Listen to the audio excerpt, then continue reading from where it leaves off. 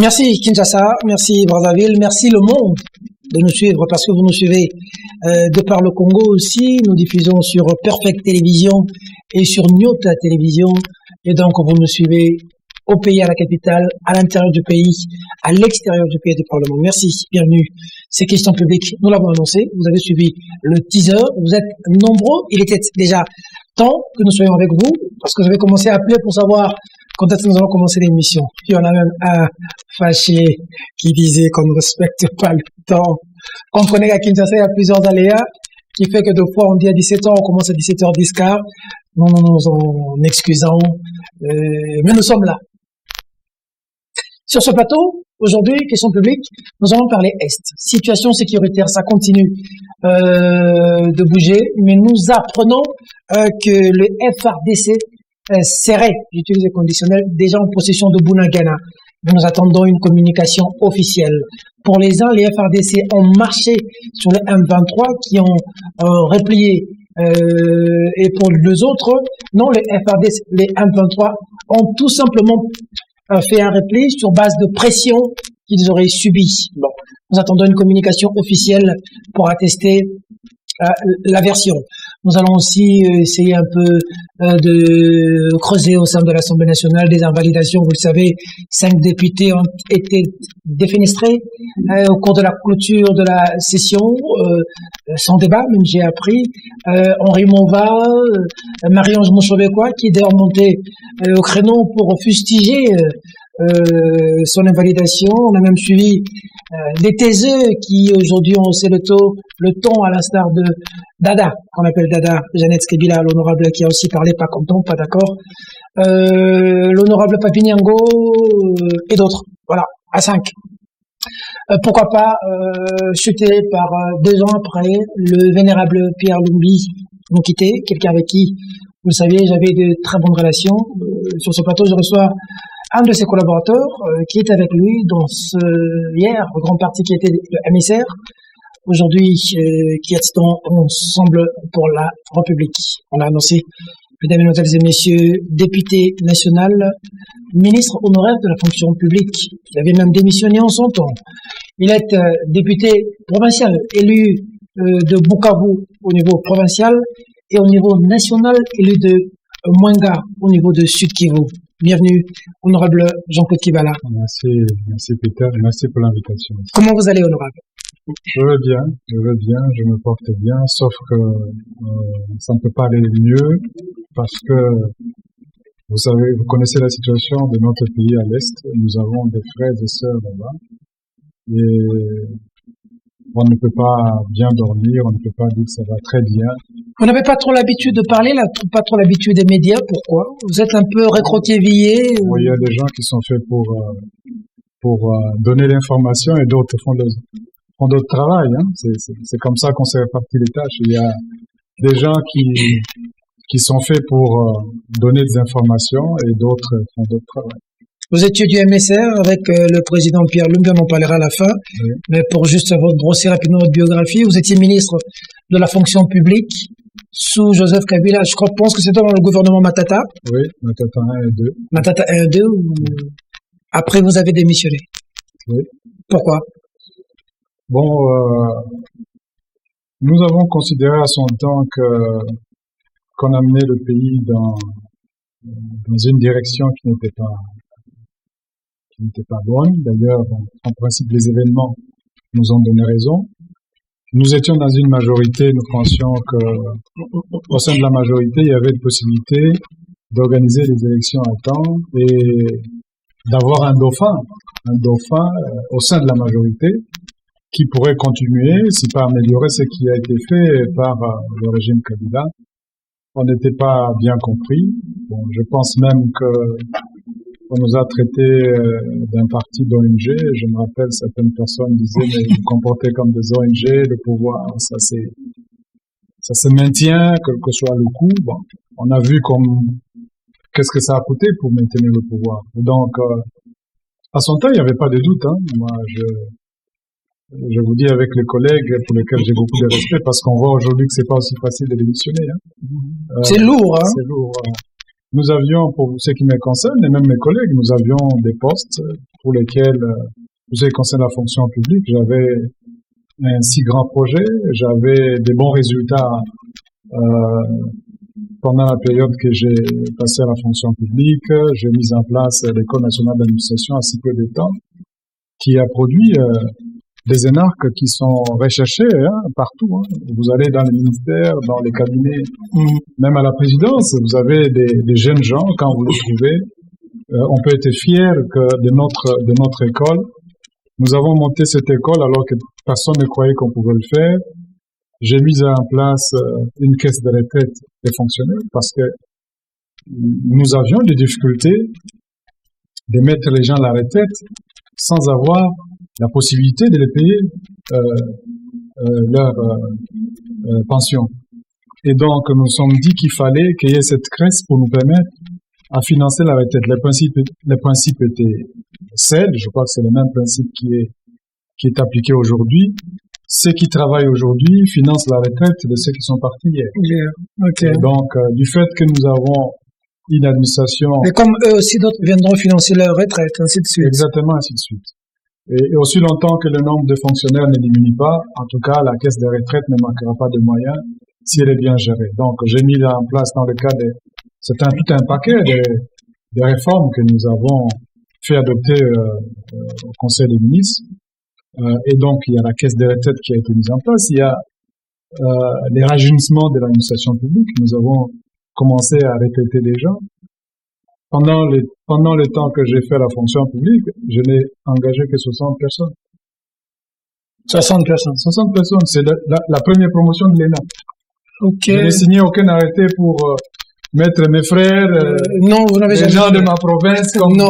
Comme ça se fait. Comme ça s'est fait. Maintenant, après moi, on a engagé plus de 800. On est environ 1000 aujourd'hui. 1000 personnes. Et donc, et pour quelle raison? Bon, moi, je n'en disconviens pas.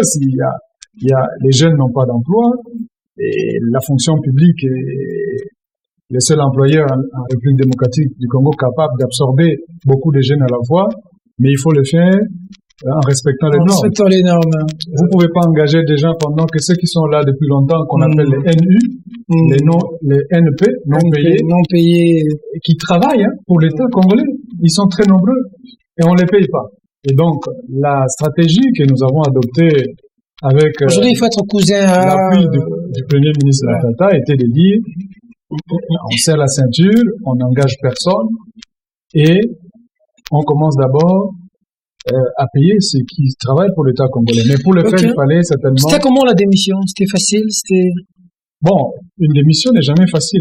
Qu'est-ce qui s'est passé pour que le MSR, en tout cas vous tous, vous avez démissionné, même jusqu'au bourgmestre? Je vais vous dire que notre parti, il faut d'abord voir l'histoire du parti.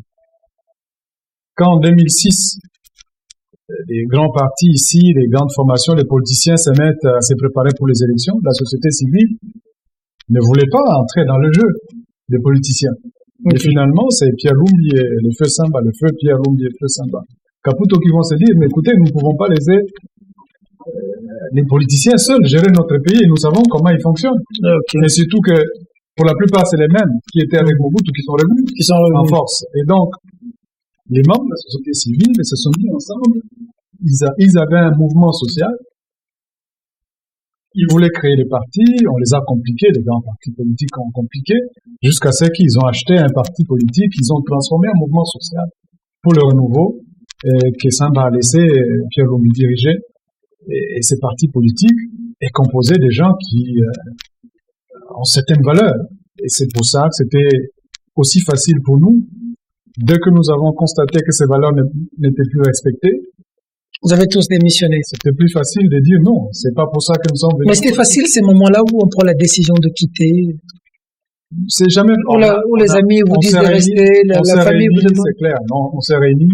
D'abord, la première chose, avant d'aller plus loin, on a des collaborateurs. J'avais au cabinet des gens qui sont venus parce que j'étais ministre, qui ont été engagés parce que j'étais ministre. J'ai créé une direction de réforme. J'avais l'appui, un projet de la Banque mondiale de presque 100 millions de dollars qui a été adopté pendant mon temps à la fonction publique. Et donc, il y avait beaucoup de gens qui avaient des soucis de leur avenir si je partais. Et donc, je me faisais d'abord des soucis pour ces gens avant de me faire des soucis pour moi-même. J'étais député au même moment, hein, donc je pouvais rentrer à l'Assemblée, mais je me faisais d'abord des soucis pour eux. Et en plus, pour les réformes que nous avons commencées, c'était du travail très dur. J'ai eu des échanges très durs avec les syndicats pour leur faire comprendre que c'était pour leur intérêt, jusqu'à ce qu'ils arrivent à comprendre. Ils m'ont enterré plusieurs fois, hein, devant le bâtiment. Et ils enterrent toujours, hein. Devant la fonction, le bâtiment et la fonction publique. Et donc, c'était pas aussi facile, mais je pense qu'aujourd'hui, si je regarde en arrière, c'était une très bonne décision. Vous êtes fier de cette décision? Oui, bon, pourquoi? Parce que bon, on est là pour travailler pour l'État. Dès qu'on constate que les conditions ne sont plus remplies, ne sont plus là, ne sont pas remplies pour travailler pour l'État congolais. Et donc, honorable, un mot sur ce qui s'est passé hier à l'Assemblée nationale, à validation. Qu'est-ce que vous en pensez, vous? 5 de vos collègues ont été... C'était vraiment... Mais moi, je dois vous dire, bon, d'abord, c'est en dehors du contenu. Pourquoi on les a invalidés, on peut en parler. Mais d'abord, c'est par rapport à la forme. On ne peut pas, parce qu'on est en fin session parlementaire, le dernier jour de la clôture, dit parce qu'on n'a pas de temps, on amène un dossier aussi important où on invalide des députés élus et on les fait passer comme une boîte à lettres. C'est-à-dire, on arrive là-bas, on dit, mais écoutez, qui sont pour, qui sont contre, et puis c'est fini, il n'y a pas de débat. Je veux bien faire confiance à la commission. Ce sont mes collègues qui ont fait le travail, mais le règlement intérieur a prévu les débats, c'est pour permettre à la plénière souveraine. Effectivement, c'était sans débat. C'était sans débat. Et c'était vraiment, bon, moi je dois vous dire, j'ai l'impression que les mêmes causes reprochées au bureau passé, hein, les mêmes choses, nous commençons à les répéter. On dirait que quand on a tout, déjà, on pense qu'on peut se permettre de tout. En principe, c'est l'impression que ça donne. Donc, les mêmes causes, les mêmes tares que vous avez décrites hier. Oui, mais ce sont les mêmes, parce que bon, nous étions à l'opposition, nous avons senti la même chose. Et moi, je vous dis, je n'ai pas ni peur ni honte de le dire aux membres du bureau, qui sont mes collègues, qui ont eu ma voix pour arriver là-bas où ils sont. Donc, moi, je les ai appuyés. Vous êtes déçus aujourd'hui? Bon, vous êtes déçus du bureau de Mbosso? Non, j'espère que les gens peuvent corriger. En attendant qu'ils corrigent, il y a des actes qui sont posés, qui n'honorent pas l'Assemblée nationale. On a vu cette prise de bec entre Mbosso et Léon Lemba. Bon, je dois dire à ce niveau, bon, peut-être c'est par rapport aux paroles du président, hein, c'est sa façon d'exprimer, bon, mais bon, peut-être que les Congolais vont le comprendre, d'ailleurs, on ne le comprendrait pas. Je ne veux pas, moi, intervenir sur sa façon de communiquer, c'est son droit, et les Congolais les jugent, mais je pense que quand on est chef d'une institution, on doit aussi savoir, on a même vu avec aussi Délice et Sangas. On doit aussi corriger un peu son langage, mais bon. Quand vous regardez cette Assemblée nationale et le bureau... Avec son âge, je ne pense pas que c'est... Quand vous regardez cette Assemblée nationale avec ce bureau, vous en avez excellent, c'est pas la première fois que vous soyez député. Par rapport d'abord au collègue Lemba, je crois, moi, personnellement, que les choses qu'il a dit, c'était pas à cette tribune qu'il aurait pu le dire. Il y a des endroits bien précis pour, faire ce genre de révélation. Crier, ou bien pour attaquer le gouvernement, ou même pour demander que le ministre de la Défense vienne nous rendre compte. On était suivi par tout le monde. L'endroit n'était pas approprié. L'endroit n'était pas approprié, c'est quand même notre armée, et c'est quand même notre jeunesse qui intègre l'armée, c'est pas l'endroit approprié. Mais par rapport à la façon dont on a demandé de quitter le micro, bon là, c'est Lemba, moi heureusement que je ne parle pas beaucoup à l'Assemblée, donc je peux croire que je serai épargné de tels comportements. Vous êtes satisfait des juges? Bon. On a vu qu'ils ont prêté serment devant le chef de l'État, il y en a 3. C'est pas moi, je les ai pas votés, hein, je les ai pas élus, je les ai pas nommés. Et donc, je n'ai pas de commentaires à faire sur les juges. Et puis, en fait, il faut les laisser d'abord travailler pour voir ce qu'ils doivent produire. Controverse sur on dit trop jeune, celui qui était, je crois, dire du président Bosso. Il y a trop du réfugié autour de sa personne. Je ne sais pas, celui-là, il a été proposé par la présidence, non? C'est pas par le Parlement. C'est par la présidence. Oui, parce que bon, celui qui a été présenté par le Parlement, c'est un autre. Hein.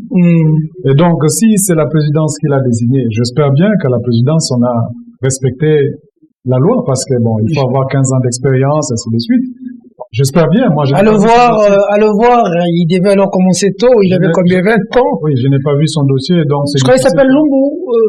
Oui, c'est Lumbu. Il était avec nous au Parlement, directeur de cabinet adjoint du président. C'est président Bosso. Bosso, c'est quelqu'un. Je ne peux pas douter de ses compétences, hein, mais après, il faut voir si les autres normes ont été respectées. Mais comme c'est la présidence qui l'a désigné, nous, au Parlement, on n'a pas de commentaires à faire, hein, on ne peut que constater.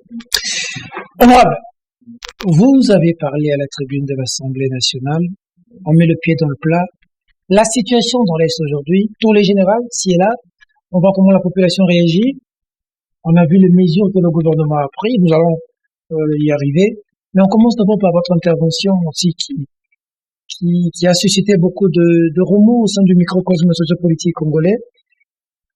Prière expliquer à la population. Vous avez voulu dire quoi à l'Assemblée? Quel est le substrat, la quintessence, c'est pas l'essentiel de votre communication à l'Assemblée nationale sur la situation de l'Est? Bon, je comprends bien, parce que dans peu de temps, 5 minutes ou 3 minutes de plus de paroles, on ne sait pas dire beaucoup de choses, surtout sur une guerre qui a fait plus de 20 ans. C'est difficile, hein, de résumer la situation de l'Est en 3-4 minutes qu'on vous donne à l'Assemblée. Non, j'ai voulu interpeller le gouvernement par rapport aux mesures prises contre ceux qui endeuillent, massacrent nos familles à l'Est depuis plusieurs années, les groupes rebelles. Voilà. Et donc, et j'ai voulu interpeller aussi le gouvernement par rapport aux mesures prises contre un pays voisin, ou bien les pays voisins qui ont été désignés, pointés par le gouvernement et par notre armée comme étant ceux-là qui financent, qui appuient, l'armée a même dit, qui ont traversé les frontières en appui au groupe rebelle. Moi, je me suis dit que j'ai entendu, j'ai suivi le gouvernement prendre des mesures, une mesure conservatoire, de suspendre le vol rwandais.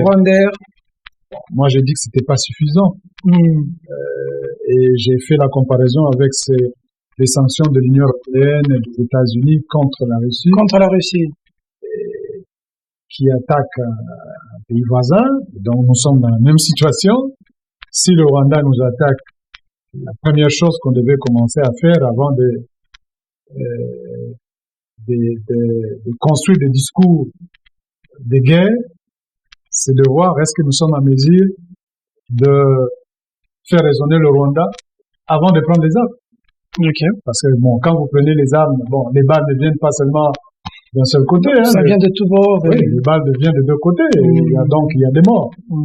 Et moi, je me suis dit que le gouvernement n'avait pas fait assez pour amener le Rwanda à la raison, si réellement le Rwanda était en train de financer le M23, si le Rwanda a violé le territoire, il a fait des incursions sur le territoire congolais. Vous parlez de si, pourquoi? Parce que vous n'êtes pas très convaincu que c'est le cas? Moi, je parle de si parce que bon, moi, je n'ai pas vu quelqu'un qui m'a amené les preuves, hein. On n'a pas eu ces preuves à l'Assemblée, on nous a dit, écoutez, c'est pour ça que je parle de conditionnel. Okay. Je suis sûr, en fait, ce qui est certain, que les M23 sont au Congo. Ça, c'est clair. C'est pas pour la première fois qu'ils sont là. Mais l'appui au Rwanda, bon, hier, le gouvernement a été clair. Et donc, nous pouvons maintenant, je parlais d'ici, parce que le gouvernement n'était pas aussi clair. Hier, je crois que le ministre de l'Information a été si clair.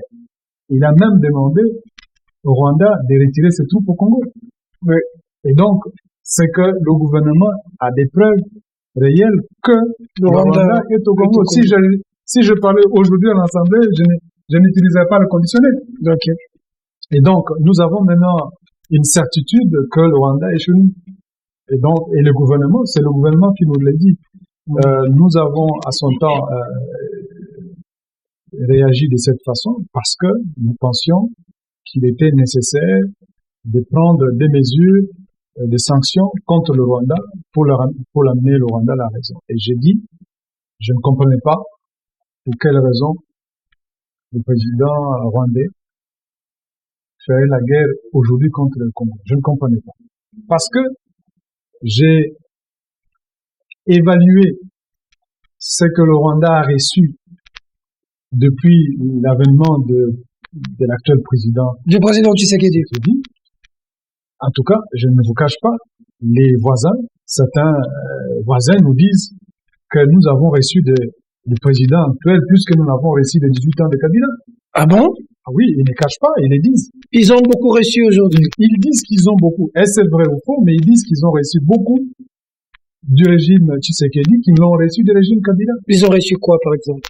Ils disent que nous avons demandé de traquer les chefs de FDLR et les FDLR au Congo. Le président... L'opération conjointe RDC-Rwanda pour traquer les FDLR. Il a eu lieu. On a même eu après la mort d'un des leaders, ou passé par le leader. Le leader et 5 de ses collaborateurs ont été tués au Nord Kivu. Ça, c'est en 2019. 2019. C'était une opération conjointe FARDC le Rwanda. Et le Rwanda était entré chez nous? Oui. Sur autorisation de l'Assemblée nationale que vous êtes? Non. Sur l'autorisation du gouvernement. Vous n'étiez pas saisi? On n'a jamais été saisi de l'entrée d'une armée, que ce soit le Kenya ou autre. On n'a jamais été saisi. Jamais, ça vous est... Non. En fait, on suit comme tout le monde les décisions du gouvernement. On n'a pas été saisi.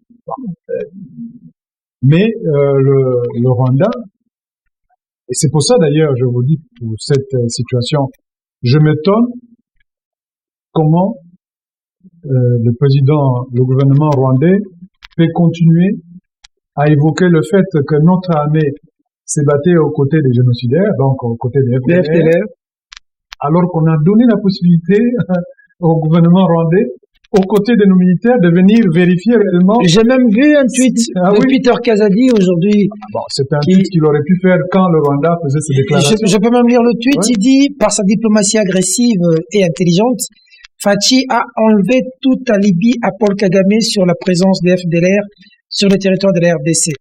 Voilà ce qui justifie le changement de narratif unanime et la désapprobation de la politique expansionniste de ce dernier par tous. Bon, au fait, moi, j'aurais bien voulu que ça soit dit par le gouvernement, parce que bon, Peter Kazadi, c'est pas... C'est un proche du chef de l'État, il était à un moment... C'est un membre du gouvernement qui doit dire ça, c'est pas un tweet. On doit informer la population qu'on a mené des opérations conjointes avec le Rwanda et que, à l'issue de ces opérations conjointes, on a constaté qu'il n'y en avait plus, qu'il n'y avait plus de FDLR. Comme ça, le voisin ne pourra plus avancer chaque fois. Mais pourquoi le Kagame continue à crier sur le toit qu'il y a les FDLR et qu'il faut finir le problème au Congo? Non, s'il continue à crier, c'est parce que nous n'avons pas eu le courage de dire que nous avons mené des opérations avec lui et il n'a pas pu trouver des FDLR chez nous. En dehors de ces chefs qu'on a tués. Okay. On n'a pas eu le courage, je m'étonne. Et c'est pour ça que je l'ai évoqué. Okay. Je l'ai évoqué en disant, écoutez, je me pose la question, il devient un peu plus gourmand parce qu'on lui a donné ça. Et c'était pas à moi de le dire, le gouvernement devait dire ça. En tout cas, j'espère bien que peut-être dans les correspondances diplomatiques, on l'ait dit. Parce qu'on ne comprend pas comment on peut avoir un tel outil qui dément la position du Rwanda. Mais qu'on n'utilise pas. On n'utilise pas. Je ne comprends pas pourquoi. Bon, parce que sinon, ça serait du théâtre. Alors, le deuxième point, j'ai dit, je ne comprends pas pourquoi nous avons signé des accords sur des accords commerciaux sur nos minéraux, le traitement de nos minéraux au Rwanda, le coltan, la castérite et l'or. Ah bon? Nous avons signé des accords sur l'exploitation de concessions minières de la Sakiba par une société rwandaise. Qui vient exploiter ça? C'est une société rwandaise qui vient exploiter. Au Congo. Au Congo. Alors, nous avons signé ces accords de bonne foi. Et ce n'est pas illégitime de le faire. Ok. Mais on le fait avec un pays qui ne nous agresse pas. On ne le fait pas avec un pays qui vient nous agresser. C'est pour ça que je dis, ça ne sert à rien de nous lamenter, de crier que le Rwanda nous attaque alors que... Nous avons des accords avec le Rwanda. Oui, mais accords, nous finançons Mais ça, c'est pas du théâtre. Si ce que vous nous dites est vrai, Écoutez, comment on va se battre avec un pays? Comment un pays nous agresse pendant que nous permettons à ce pays de venir exploiter nos minéraux nous-mêmes? vous savez, Honorable, qu'est-ce qui se passe? moi, je veux Ce que vous dites est quand même grave. je veux vous dire ceci. À l'Est, la population à l'Est, hein, c'est pas moi qui l'ai dit, mais la population dit, les gens là, ils savent déjà, pas de guerre, pas de job. Pas de job. No war, no job. No job. Les gens de Goma le disent, les jeunes, tout petits. Vous allez à Goma, les gens vous le disent. Et nous prenons ça à la légère. En fait, quelqu'un m'a posé une question aujourd'hui, m'a appelé. Mais toutes ces munitions, ces armes, vous recevez des vidéos, non? Oui. Dans lesquelles vous voyez des deux côtés, de notre côté du gouvernement, mais du côté aussi des rebelles. Les rebelles. On les finance avec quoi? Vous pensez vraiment que le budget du Rwanda là peut se permettre d'acheter des munitions chaque fois aux rebelles? L'argent vient du Congo. Ah bon? C'est nos minéraux, oui, c'est nos minéraux, c'est notre business qui finance. Tous ces groupes armés, vous allez voir, ils se cachent, ils contrôlent les réseaux d'exploitation minière. Soit c'est l'exploitation artisanale, soit c'est là où on exploite. Ils sont là. Soit c'est le cheminement. Tous les groupes Maïmaï ont un réseau d'exploitation minière qu'ils contrôlent. Et les commerçants s'attachent, ou bien les commerçants en profitent. Donc c'est une guerre avant tout économique. La guerre de l'Est, quelle est la revendication politique que vous avez? Nous, on dit que le Rwanda et l'Ouganda veulent occuper une partie de la RDC. Bon, écoutez, c'est une utopie. La RDC avec plus de 100 millions d'habitants. Même si le Rwanda et l'Ouganda ont des armées fortes, si on nous distribue tous les Kalachnikov ici, bon, on marchera sur les deux pays. Oui. Et donc, c'est pas une guerre idéologique. Il y a pas un groupe rebelle comme du temps de l'AFDEL qui avait l'intention de venir renverser un pouvoir ici. Mais aujourd'hui, je ne vois aucune revendication parce qu'un groupe rebelle qui veut changer le pouvoir ici, il ne va pas s'arrêter là-bas dans un petit coin à l'est. Des années et des années. Et des années et des années. Et puis, quand on coupe les têtes des gens, on filme et on met dans le réseau. L'objectif, c'est quoi? C'est pour demander au président Félix de quitter le pouvoir. C'est pour demander aux Congolais qui sont ici, qui sont déjà habitués malheureusement à voir ces images dans le WhatsApp et personne ne dit rien. Ça n'émet plus personne. Non. Mais est-ce que c'est ça l'objectif de ces gens, c'est de nous faire peur, ou bien c'est de faire peur aux gens avec lesquels ils vivent pour des raisons purement économiques? Aussi longtemps qu'on n'a pas compris cela, on ne trouve pas de solution à ça, la guerre de l'Est ne va pas se terminer. Oui, mais ce que vous dites alors, c'est... Je fais un raccordement directement. Je vous donne un exemple. J'ai fait une mission du Parlement au Sud Kivu, dans mon propre territoire, où il y avait des sociétés qui étaient en train d'exploiter sans documents, pour la plupart. Et pour donner des détails et des statistiques à mes collègues, qu'ils comprennent le problème, j'ai pris les statistiques d'exportation de minerais de nos pays voisins. J'ai pris les cartes géologiques déclarées par le pays voisin, leur propre carte géologique, je l'ai mis dans le rapport. Le Rwanda a des réserves d'or qui ne dépassent même pas, je sais pas moi, 10 tonnes, c'est ce qu'ils disent. Je ne sais même pas dans quelle colline cet or se trouverait. Le Burundi, même. L'Ouganda, la même chose, ils n'ont même pas de l'or. Mais quand vous regardez les statistiques d'exportation de l'or de l'Ouganda, en 2020, c'est entre 18 et 20 tonnes. 80% de cet or vient de la province orientale, la grande province orientale. Chez nous. 80%. Et ils ne vous cachent pas. Vous allez au Rwanda, c'est entre 2018 et 2020, c'est la moyenne de 14 tonnes. 14 à 15 tonnes. D'or. Exporté. L'or vient du Kivu. Vous allez au Burundi, c'est 4 tonnes. Le Burundi, il n'a pas de gisement d'or. C'est Fizi qui livre l'or. C'est à Fizi, chez Yakutumba là-bas. Chez Yakutumba. Oui, à Missis. Si on pouvait même tracer, parce qu'aujourd'hui on a de possibilités sur le plan géologique de donner une identification à un minerai par rapport à son origine. Oui. On verrait exactement d'où ça provient. Et ce qui est encore grave, nous on nous oblige. Il y a des minéraux au Congo qui ne sortent pas le Congo sans qu'il n'ait le certificat d'origine. Mais le Rwanda peut vendre à l'extérieur, le Burundi, comme il veut, mais on sans demande certificat. Sans certificat. En principe, même la communauté internationale autorise le Burundi, le Rwanda et l'Ouganda, nos voisins, à vendre nos minéraux. Donc c'est un jeu à un niveau élevé. Sans certificat. Et nous acceptons cela, ce qui est grave. Mais qu'est-ce que nous pouvons faire? Parce que bon, ça c'est connu de tout le monde. Hein. C'est connu de tout le monde. Les membres du gouvernement savent ça. Ils savent très bien. J'ai même appris que l'Angola pompe notre pétrole. Ça aussi. Et nous, on ne sait pas. Je pense que le mandat passé, on a ouvert un dossier sur le pétrole, mais on n'a jamais eu de. On a dit que l'Angola a dit qu'il va prendre, si vous êtes fort, venez me déloger. Je ne sais pas. Bon. Mais il y a quand même des coups de tribunaux sur le plan international. Si nous ne sommes pas forts, d'aller demander notre pétrole. Mais moi, je ne pense pas. Si vous allez en Angola, peut-être que vous trouverez qu'il y a un conseiller qui est assis là-bas, qui récolte l'argent. Moi, je ne veux pas dire que c'est vrai, mais je ne pense pas qu'un pays qui se respecte comme l'Angola va nous refuser notre part. Parce que c'est du pétrole qui se trouve au niveau des frontières. Oui. Il y a une réglementation internationale sur ça. Tout à fait.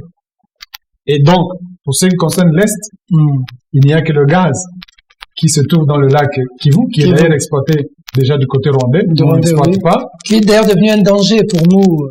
Nous, on n'exploite pas. Et sur ça, personne ne sait quelle convention il y a entre la République démocratique du Congo et le Rwanda sur l'exploitation. Et exploite depuis très longtemps.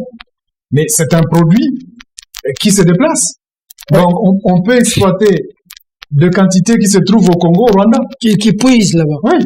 Ils font même aujourd'hui de l'électricité avec eux. Oui, ils font l'électricité avec.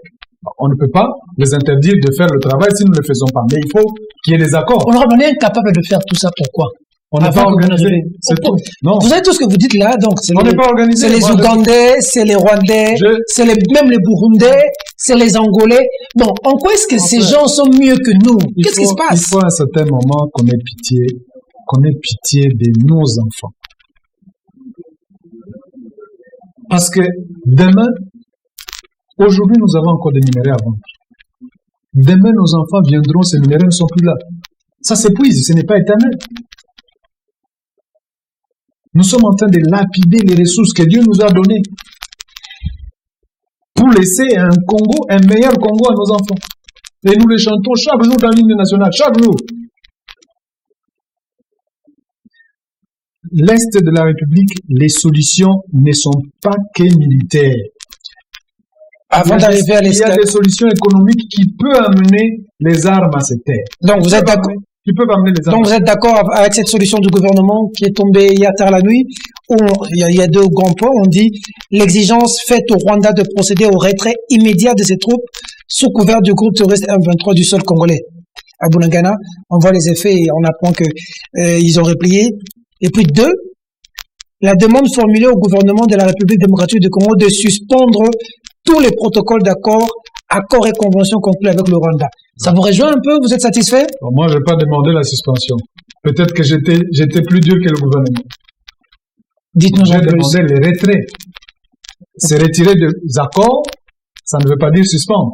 Quand je suspends, c'est-à-dire que je peux revenir. Revenir à tout moment. À tout moment. Demain, je peux dire, OK, bon, comme les M23 se sont retirés, bon, retirés ou le terme qui est utilisé. Ils peuvent revenir à tout moment? Le retrait militaire, ça peut être dû du fait qu'on est faible.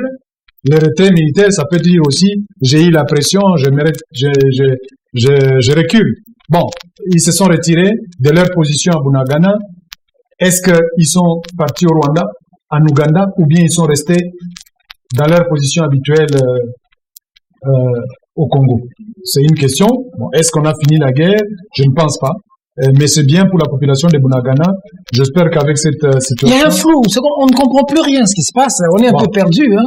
Moi, je dois dire en principe, je dis ce qui compte pour moi, que il y a des gens qui disent que c'est du théâtre, il y a une... Ça donne l'impression. Il y a beaucoup de populisme derrière, on a l'impression qu'il y a des gens qui veulent profiter de cette situation, du fibre nationalisme pour se tailler une part électorale à l'Est. C'est l'impression que ça donne, hein? Bon, mais il y a d'autres qui disent qu'il y a une guerre réelle, il y a tension réelle entre les deux pays.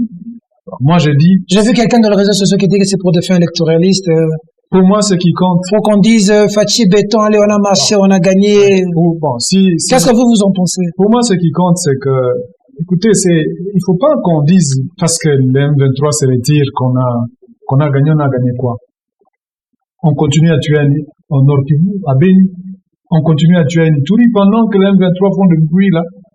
On tue en Nord Kivu et on continue à tuer à Ituri. Donc, il faut pas qu'on oublie qu'on a des objectifs. On a fait l'état de siège pour atteindre des objectifs de pacifier l'Est.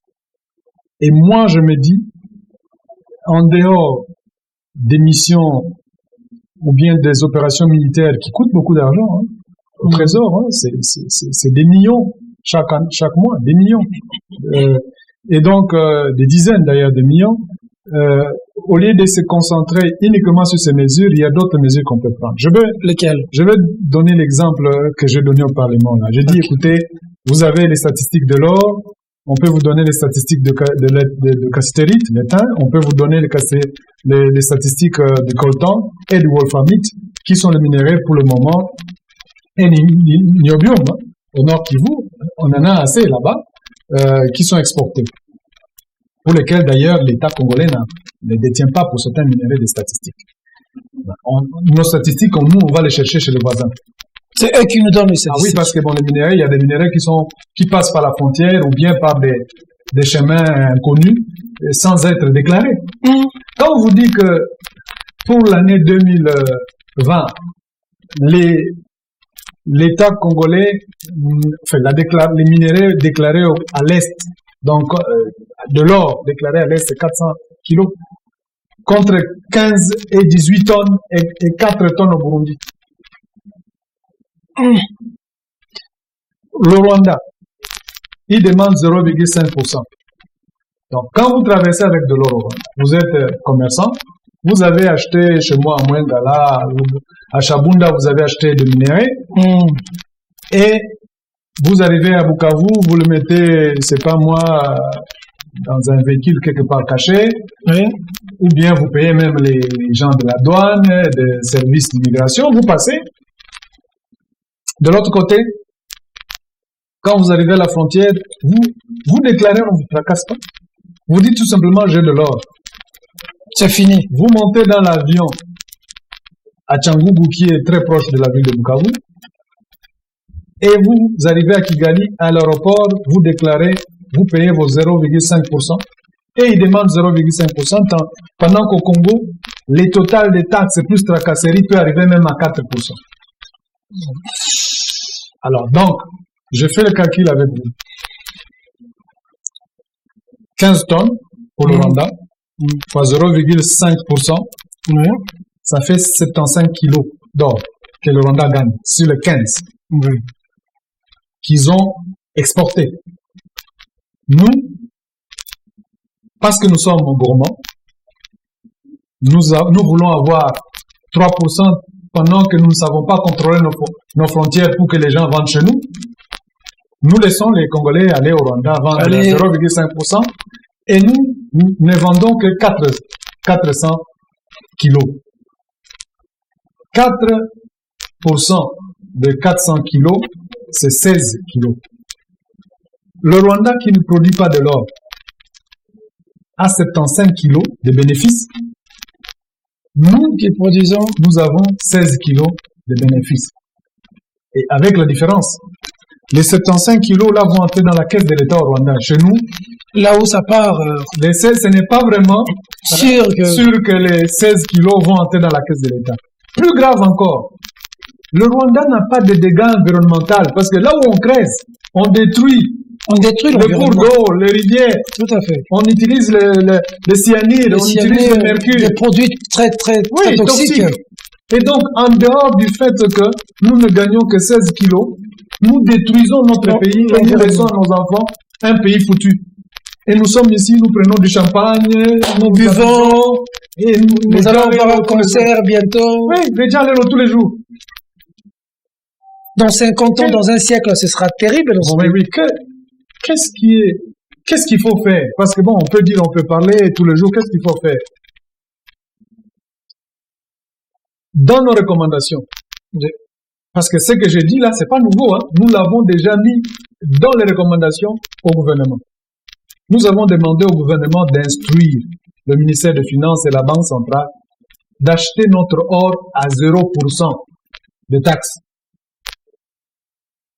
J'ai oublié de vous dire que dans les 15 tonnes là, 15 tonnes à la valeur, si vous prenez la moyenne du kilo d'or, c'est 50 000 $ le kilo. Avec 15 tonnes, vous avez 750 millions de $. Bon, nous parlons ici, j'ai vu des gens ici s'est vanté d'avoir augmenté les réserves en devises. En devises.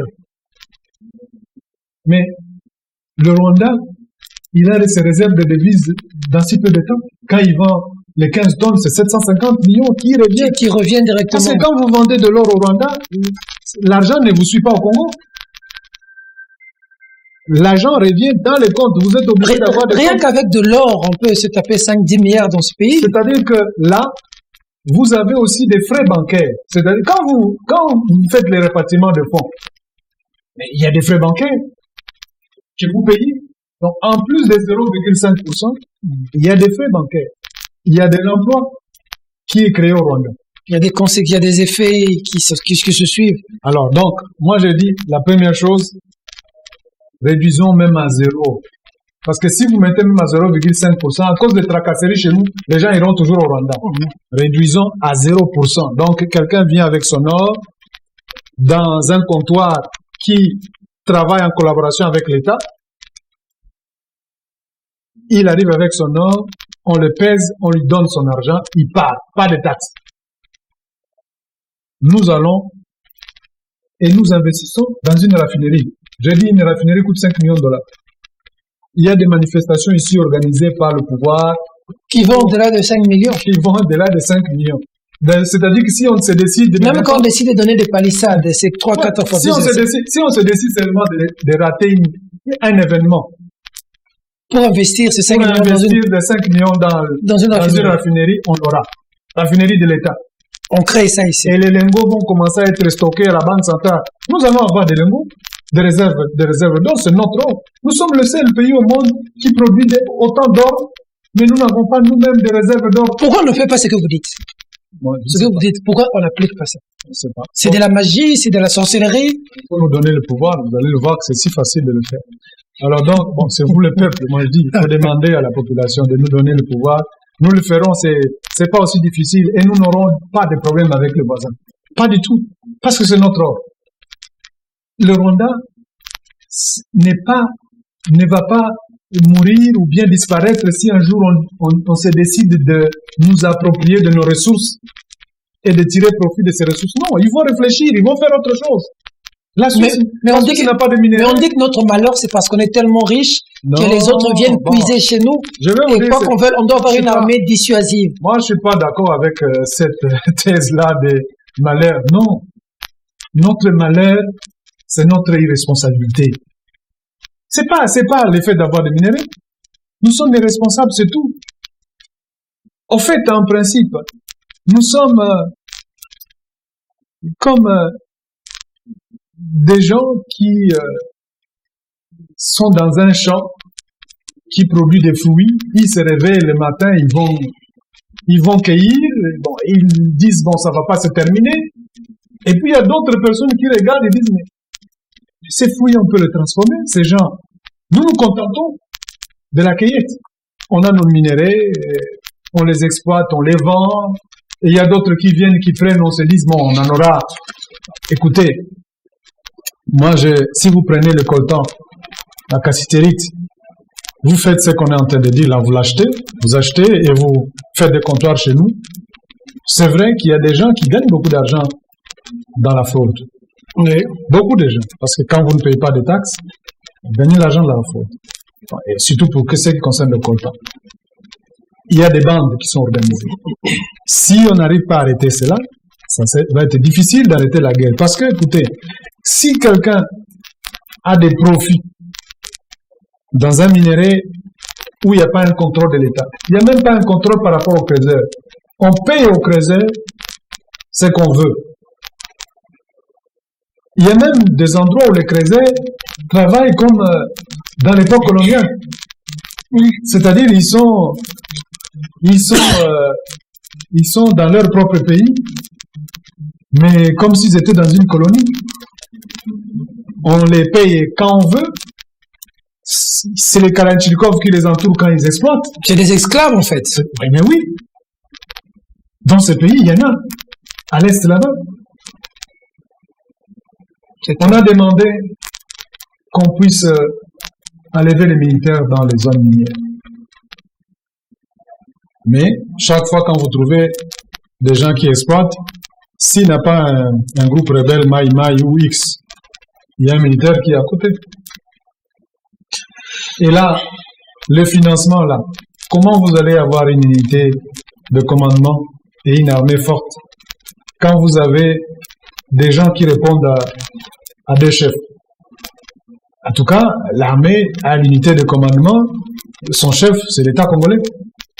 Mais si un militaire commence à répondre à une société d'exploitation minière ou bien un groupe qui exploite, il a deux chefs. Deux chefs, ça devient compliqué. Et il s'offre plus, il se donne au plus offrant. Voilà.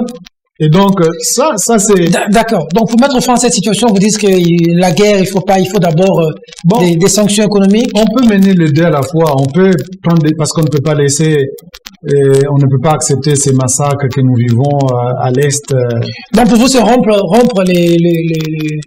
Pour ce qui concerne les menaces du Rwanda, c'est ça. Mais en dehors de menaces, ce que je vous dis là, on peut le faire sans menace parce qu'après tout, c'est nos minerais. Ce n'est pas une menace ce n'est pas parce que le Rwanda nous attaque que nous devons nous approprier de nos ressources pour nourrir nos enfants. C'est pas parce que le Rwanda est à la porte que nous devons le faire. Non, c'est nos minerais qui partent chez les voisins. Nous devons faire un effort pour que ces minerais puissent faire profiter les générations futures, que les Congolais en profitent. Et donc, il ne faut pas le faire parce que le Rwanda est à la porte. Mais j'ai dit, si réellement on a fait de bonne foi, pour des raisons de paix, pour des raisons politiques, parce que moi, j'ai pas vu l'accord. J'ai entendu, comme tout le monde, dans les médias, qu'on a signé un accord. Si on a fait pour des raisons politiques, alors dans ces cas-là, pour les mêmes raisons politiques, parce que nous sommes agressés par le voisin, qu'on retire ce contrat, qu'on retire, et non on suspend. Il faut retirer. Oui, il faut retirer. Pour ou contre qu'on puisse éjecter l'ambassadeur Karega parmi les décisions Je pense, je ne sais pas. La première chose, quand vous dites que vous allez jeter l'ambassadeur Karega, il faut d'abord retirer le vôtre. Ouais, vous allez chasser un ambassadeur alors que vous avez un ambassadeur. Pourquoi on ne le chasse pas pendant que son pays nous agresse, mais lui il est en train de se pavaner avec? Oui, mais si nous sommes conséquents, si nous pensons que c'est une mesure conséquente et qui peut amener le voisin à réfléchir ou bien qui peut diminuer la tension dans le pays, il faut commencer d'abord de l'autre côté à fermer notre ambassade. Moi, je crois que c'est le premier pas qu'il faut faire. Après, quand vous êtes retiré, vous dites à l'autre maintenant, partez, nous ne sommes plus chez vous, donc... Écoutez ce que dit Fayulu sur la question. Il a, au cours d'un point de presse aujourd'hui, il a donné sa position. Il dit « L'heure grave, le pays est en danger. La présence des forces rwandaises sur notre territoire est aujourd'hui établie et reconnue par le monde entier.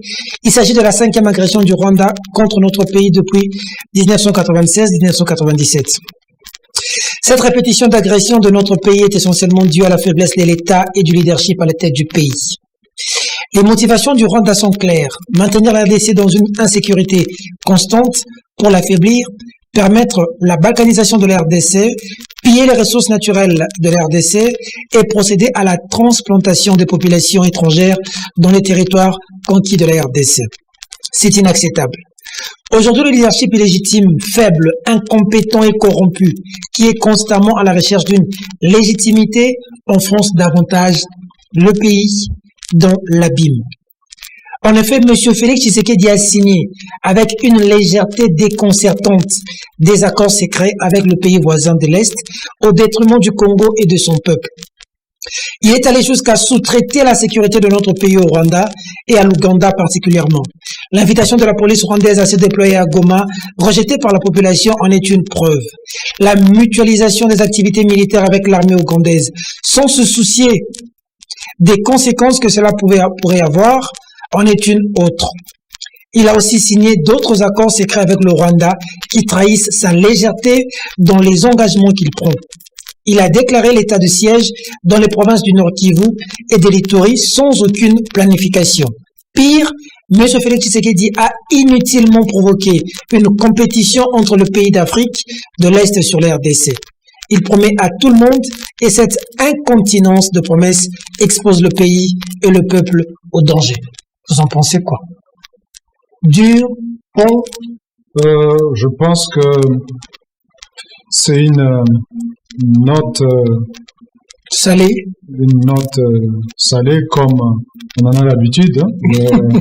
Le leader de l'opposition, c'est son droit légitime de critiquer l'action du gouvernement. Je crois que, bon, je n'ai pas de commentaire à faire sur ça, mais il y a des points, il est opposant, mais il y a des points qui sont cités là-bas que moi-même j'aurais pu évoquer, quelle que soit mon appartenance politique. C'est clair, il y a des points qui sont évoqués là-bas. Et donc, moi, je pense qu'au-delà des questions de positionnement, et je le regrette beaucoup, je voulais profiter de l'occasion pour les dire. Je vois dans les discours, on touche sur les fibres, je ne sais pas si c'est les fibres nationalistes ou patriotiques, les deux ne signifient pas la même chose, mais on touche sur un fibre qui pousse des gens à commencer à être xénophobes. On s'attaque à certains tribus. Dans la M23, nous avons vu, il n'y a pas que des rwandophones. Il y a des tribus confondues qui sont là. Et donc, c'est inutile et vraiment, c'est même plus dangereux de commencer à s'attaquer. Cette stigmatisation qui a commencé. Hein. Non, j'ai vu même militants, je ne sais pas moi si de quel parti, si des UDPS ou quoi, qui commençaient à citer même les maisons, nous allons aller à la gare centrale. Il y a la maison des tels. C'est très dangereux ça. On risque même de donner raison maintenant à M23, de dire voilà, vous êtes en train de vous attaquer à des Congolais et donc nous allons nous défendre. Et donc il faut qu'on arrête ça. Et moi je crois que c'est... On dit tel, il est rwandais, il est rwandophone. Oui, on connaît sa maison.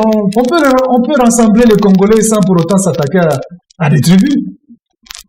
On peut rassembler les Congolais devant... Vous pensez que la politique s'invite dans cette guerre pour créer une fibre nationaliste et puis déjà invité, du populisme? Je vois tout le monde veut être derrière le FARDC sans rien faire, sans rien donner, tout le monde veut être derrière le FARDC, mais quand on demande aux gens de s'enrôler, je ne vois pas des gens qui disent enrôlez-vous, nous avons besoin des gens dans l'armée, mais aujourd'hui tout le monde veut être derrière le FARDC sans savoir exactement ce que notre armée endure au front, avec quelles difficultés ils sont, quelles sont les difficultés qu'ils ont pour essayer de répondre aux menaces qui sont les nôtres à l'Est. Vous savez, moi,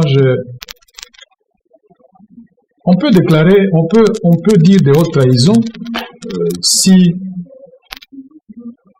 il y a des choses qu'on doit faire dans son pays, qu'on ne les fait pas, mais en même temps, on permet aux voisins, on signe des accords aux voisins qui viennent même piétiner les intérêts des citoyens congolais. Je vais vous donner quelques exemples.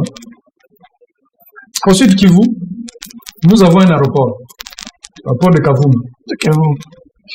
Il y a eu un accident là, nous avons perdu un homme politique du pouvoir passé, dans un accident d'avion. J'étais là-bas au Sud Kivu, juste parce que le pilote a manqué 30 à 45 mètres. Un acteur politique, vous faites allusion pour arrêter notre frère Katumba Mwanke. Et donc, juste parce que l'aéroport, le pilote a manqué 45 mètres pour stopper l'avion. Depuis ce temps, on ne fait rien.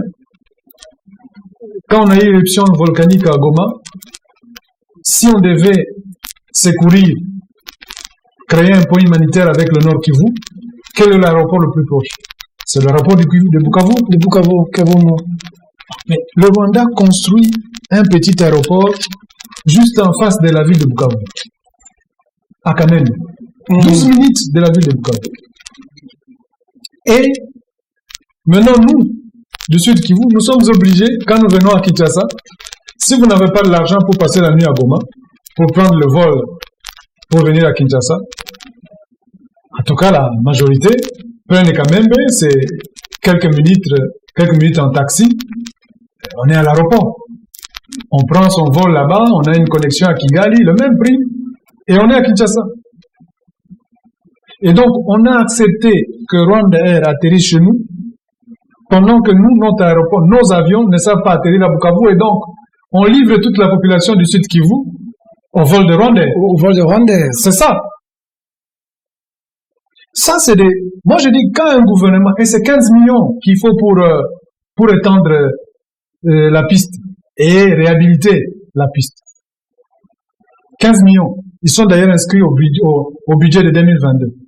Et nous allons terminer l'année sans que ça ne soit dépensé. Grave encore. On crie, le Rwanda nous agresse, ainsi de suite. Le diable, c'est le président rwandais. On crie ça le matin. Le soir, pour aller à Uvira, quitter Bukavu, le chef-lieu de la province, aller à Uvira, nous devons passer par le Rwanda parce que notre route est coupée, la route d'Ngomo.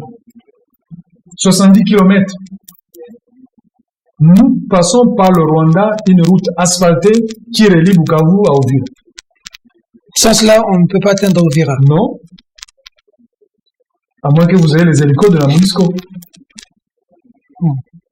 Et donc, depuis plusieurs années maintenant, on est incapable de faire ce tronçon. Et je vais vous dire plus grave encore, ce projet a un financement dans le cadre du contrat chinois. Les machines ont été placées, on a mis posé la première pierre, j'étais encore en province. Jusqu'aujourd'hui, on ne fait pas la route. Qu'est-ce que vous allez dire à la population de Bukavu et d'Uvira quand ils vous voient signer des accords avec les voisins? Vous allez leur dire quoi? Vous allez dire, écoutez, non, nous faisons notre business. Pour quelle raison? Parce que, en tout cas, l'amortissement de la route du Rwanda, il va se faire avant le temps. Nos véhicules, nos camions qui viennent de Dar es Salaam passent par cette route-là pour atteindre Bukavu. Tout ce que nous consommons passe par cette route-là. Depuis maintenant plusieurs années. On est incapable. La société chinoise, tout le monde se pose pourquoi elle n'a jamais commencé le travail. Les machines, engins, ils ont même acheté des matériaux. Ils ont mis en stock pour commencer. Le gouvernement est au courant de ça. Nous avons vu il n'y a pas longtemps, dans une délégation du caucus du Sud Kivu, nous avons vu le ministre pour les deux problèmes. Bon, j'espère j'espère que à cause de la situation politique actuelle avec le Rwanda, quelqu'un va se réveiller pour le faire. Parce que sinon, je ne pense pas que quelqu'un ira au Sud Kivu demander l'électorat du Sud Kivu. Ah, les gens sont fâchés là-bas. Non, il n'y a personne qui ira là-bas si ce n'est pas fait. Bon, Kamere, il va venir dire aux gens de voter Fachi là-bas. Il revient d'ailleurs. En tout cas, si ce n'est pas fait... Après l'arrêt, il revient en force. Il ne reviendra pas. Je ne pense pas qu'il reviendra. Après l'arrêt, Kamere va venir changer la donne là-bas. Bon. Allez, on va chuter dans la décision du gouvernement. On voit que on ouvre une brèche pour retourner au Kenya pour le dialogue. Bon, on a vu avant, on avait exclu les M23. Maintenant, on va parler du M23. Et pourquoi dialoguer avec les rebelles? Pourquoi dialoguer avec des terroristes? Bon, il y a des pays qui vous disent qu'ils ne dialoguent jamais avec les Comme les États-Unis. Ils ont le pouvoir de le faire. Quand les États-Unis disent je ne dialogue jamais avec les terroristes, c'est qu'ils ont des possibilités à fléchir, à faire fléchir les terroristes. Ils ont. Est-ce que nous en avons? Peut-être c'est pour cette raison que nous allons dialoguer. Parce que bon, on a beaucoup dialogué dans ces pays. Hein. On a beaucoup dialogué. Si vous voulez voir le nombre de dialogues qu'on a fait, allez voir à la FARDC le nombre d'intégration, des mixages et des brassages. Vous allez voir. Et donc, on a... bon, écoutez, je pensais, moi, qu'à un certain moment, on va mettre fin à cela. Mais malheureusement, on revient chaque fois en arrière. Bon, je dois dire une chose par rapport à ce que le président Fayoulou dit, le président d'un parti politique. Oui, on peut reprocher au régime actuel le fait de n'avoir pas fait assez. Okay. Mais il faut dire que quand même la question de l'Est date d'un peu plus longtemps. Il y a un héritage, hein, mais quand on prend le pouvoir... Même vous, au pouvoir, ça va être compliqué. Hein. Vous, avec Moïse Katumbi. Déjà, vous ne vous prononcez pas trop sur la question. On dit que vous êtes assez taiseux sur la question. Pourquoi? Vous, votre position, c'est quoi? Vous, ensemble? Bon, notre position, c'est la position du peuple. C'est quoi? Non, c'est la paix. La paix intégrale, c'est pas... Nous ne voulons pas... Qui veut la paix prépare la guerre? Non, nous voulons... Maintenant qu'on est agressé, vous dites quoi? On fait quoi? Nous avons donné des pistes de solutions. Heureusement que le gouvernement vient de prendre, bon, même si c'est pas totalement ce que nous avons demandé, le gouvernement a quand même suivi nos recommandations. Et c'est efficace, c'est très efficace. Bon, je ne sais pas si c'est pour ça que le M23 s'est retiré, mais c'est très efficace. Je vous dis sincèrement, vous ne vous rendez pas compte. Un ami me disait ce matin, est-ce que vous savez que parmi les frontières au monde, les gens ne le savent pas beaucoup, même moi, je ne m'imaginais pas à ce niveau, que la frontière du Nord Kivu, de Gisenyi, le flux de migration entre les deux pays, je crois que nous sommes la quatrième, si pas la troisième, la quatrième frontière au monde avec ces flux de migration. Est-ce que vous savez que à Goma, là, toutes les maisons qui se construisent, c'est le Rwandais? C'est eux qui sont dans le chantier. Hein? Et oui! Et ce n'est pas seulement à Goma, même à Bukavu. Les maçons, les menuisiers, c'est Rwandais. Allez vous placer, vous avez la possibilité d'envoyer vos caméramans, allez vous placer, mettez seulement votre caméra le matin à l'ouverture de la frontière entre Tchangougou et Bukavu, et entre Gisenyi et Goma. Vous allez voir le nombre de mouvements. Oui, mais un mouvement très intense du Rwanda vers le Congo que le contraire. Donc ils viennent en masse. Oui. Et donc, c'est vrai, il faut dire qu'ils nous aident à développer notre pays. Ils ne vont pas construire au Rwanda, ce qui est quelque chose de bon. Ils viennent nous aider à construire notre pays. Mais il faut savoir que ces gens, si demain vous décidez de fermer vos frontières, vous vous rendez compte combien de chômeurs vous allez faire de l'autre côté? On doit faire ça parce qu'on n'est pas militairement très fort par rapport au Rwanda. Que pensez-vous de la force militaire? Selon l'histoire hier, le Mobutu, le Zaïre de Mobutu était une puissance où les Angolais, le Rwandais s'est plié. Mais il semble qu'aujourd'hui, dans la sous-région, l'Angola, le Rwanda sont maintenant de puissance militaire. Hein. Vous savez, bon, si vous suivez les classements de pays forts, les pays avec les plus grandes et puissantes armées dans la région, le Congo fait partie des pays forts. Mais nous avons, je pense même, un armement puissant que le Rwanda. Ah bon? Oui, oui. Bon. Mais on leur tape pas pourquoi? Pourquoi ils jouent avec nous? Mais bon, je pense que c'est un problème d'organisation. Parce que bon, il faut savoir que l'armée, c'est pas Bon, c'est pas même une équipe de match Vitaïmana. Il faut que ça se prépare. Il faut que ça se structure. Pour gagner un match, il faut préparer. Ok. Et donc, il faut une organisation. Il faut professionnaliser l'armée. L'armée ne fonctionne jamais avec les services de renseignement. Vous pouvez pas envoyer l'armée sans que les services de renseignement vous disent le comportement de l'ennemi. Il bouge comment, il a quel... L'art de la guerre. Et malheureusement, vous savez, bon, moi j'ai dit on a retardé les réformes du secteur de sécurité, alors qu'en principe, si on le faisait à temps, aujourd'hui on serait en train de les appliquer et avoir des unités, au moins, parce qu'on ne peut pas mettre toute notre armée, l'armée de l'air, l'armée marine, ainsi de suite, l'armée de terre, en puissance. Ça prend du temps. Mais au moins, on pouvait constituer des bataillons, bien entraînés, bien équipés, placés dans les zones d'insécurité, pour dissuader au moins les groupes rebelles et les voisins à ne plus s'amuser à venir faire l'entraînement ou bien faire ce qu'ils veulent. Promenade de santé chez nous. Non, ça on peut le faire. D'accord. Et on peut le faire en si peu de temps. Peut-être pour ces éléments-là, on peut dire que la stratégie du gouvernement de pouvoir construire le tout le tout, c'est une stratégie qui ne va pas payer parce que ça prend beaucoup de temps. Alors qu'en principe, si on allait dans les spécialisations des troupes qui sont adaptées au terrain du Nord Kivu ou de l'Ituri, parce que bon, il faut dire, ce ne sont pas les mêmes troupes que vous allez mener au Katanga, que vous allez amener au sud du Kivu, ainsi de suite. Il y a des endroits chez nous là-bas où les chars ne fonctionnent pas s'ils ne sont pas sur la route. Ah oui, il y a tellement de collines, vous allez amener les chars où? Okay. Donc il y a les troupes blindées par exemple au Nord Kivu, c'est difficile qu'ils puissent avoir du succès parce que vous n'avez pas de terrain approprié pour ce genre de combat.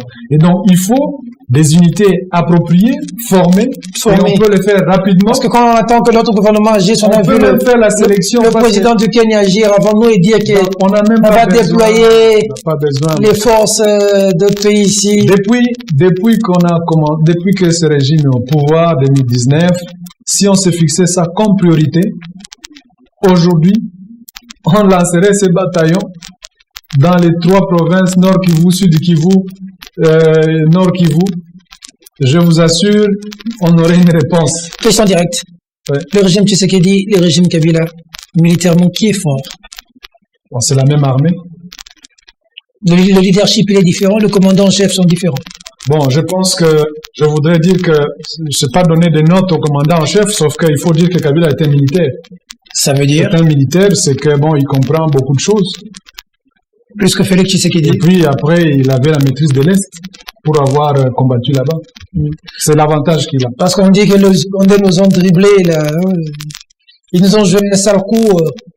C'est pour ça, moi je dis, est-ce que c'est un sale coup? Je ne sais pas vraiment quoi croire. J'ai lu les Twitter du général Mozi. Bon, qui dit qu'il nous a aidés. Non, et qui, si vous le suivez sur le Twitter, vous pouvez vraiment vous perdre. Et je pense, moi, que les gens font une grande erreur de croire que tout ce qu'il fait comme déclaration sur Twitter, c'est ça la politique de sérieux. C'est pas ça. Bon, c'est de la diversion. Non, il a sa façon de communiquer et il faut que des gens puissent être en mesure de lire. Entre les lignes. Okay. Et donc, les gens s'agitent ici, l'ont même attaqué.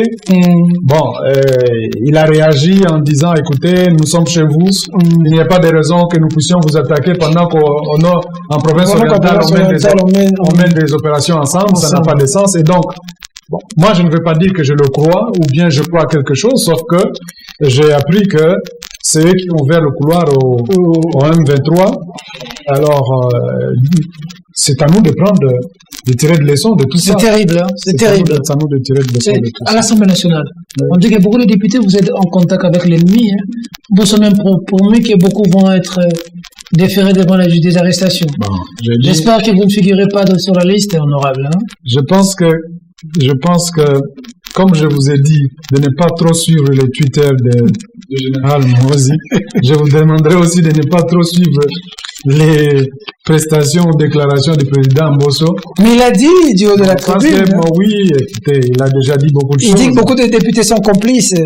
Non, il y aura des arrestations qui arrivent. Hein. Alors, si on veut être conséquent, si on trouve que ce n'est pas quelque chose pour moi d'un peu amusant, hein, si on est conséquent et si on ne fait pas de la politique, hein,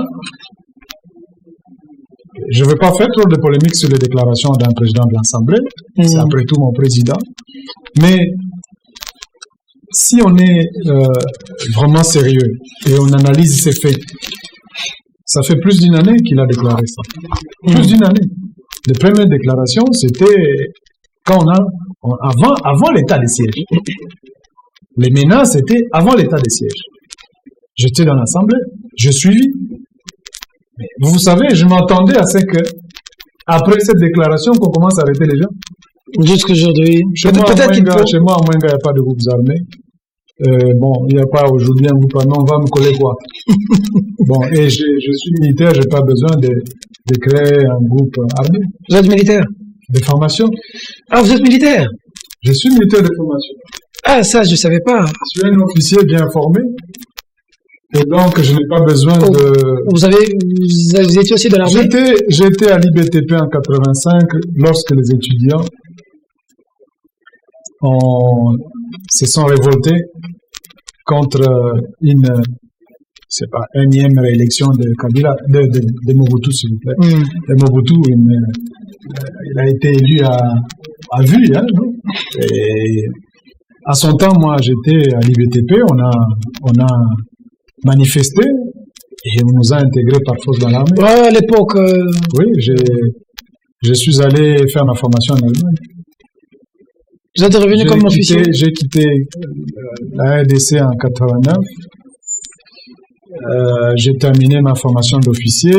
J'ai fait des études de génie civil. Je suis ingénieur civil en formation. Et lorsqu'on devait rentrer au Congo, c'était le moment de l'AFDEL. Ok. Et en son temps, je pense que on ne voulait pas trop de nous parce qu'on a été envoyé par la République d'Isaïe. Pourquoi vous êtes en politique? Pourquoi vous n'avez pas voulu continuer dans l'armée? Non, j'aurais bien voulu, hein, mais... Vous pouvez toujours revenir? Non, j'aurais bien voulu, mais au moment de notre retour, on n'a pas voulu nous intégrer. À son temps, c'était le régime. Et puis bon... Si on vous intégrait, vous auriez eu quel... bon, moi, je ne sais pas. Peut-être que je serais déjà mort, parce qu'il y a des choses que je n'aurais pas pu accepter dans l'armée. Je pense que c'est comment on dit, c'est un destin. Ah, je comprends votre silence, c'est un destin. Moi, je pense que c'est bien le parcours que j'ai fait, c'est Dieu qui l'a voulu. Ok. Je serais dans l'armée, peut-être que j'aurais pas. Mais si vous étiez dans l'armée, vous auriez quel grade? Mais bon, c'est depuis capitaine, 96, major, colonel, 96, j'ai terminé la formation en Europe. J'avais déjà le grade de deuxième lieutenant. Ok. Donc si on voit le parcours des groupes rebelles, en tout cas, le minimum, ça serait le général. Si on voit le parcours des groupes rebelles. Oui, bon, et surtout que, bon, j'ai fait les cours, les écoles militaires, bon, des hauts niveaux, et donc, je ne pense pas pour quelle raison je ne pouvais pas avoir, la possibilité de diriger des comités. Votre force réside dans votre silence, c'est ce que je comprends aujourd'hui. Parce que vous êtes très observateur, vous parlez quand il le faut, vous observez beaucoup. Oui, on a été derrière Pierre. C'est de lui qu'on veut parler maintenant, 2 ans après. Oui. Que peut-on retenir de lui? Serait-il aujourd'hui content Congo? Je ne sais pas. Vous savez, quand il partait, avant de partir, il nous disait... Nous tous, hein, tous les groupes, nous avons une équipe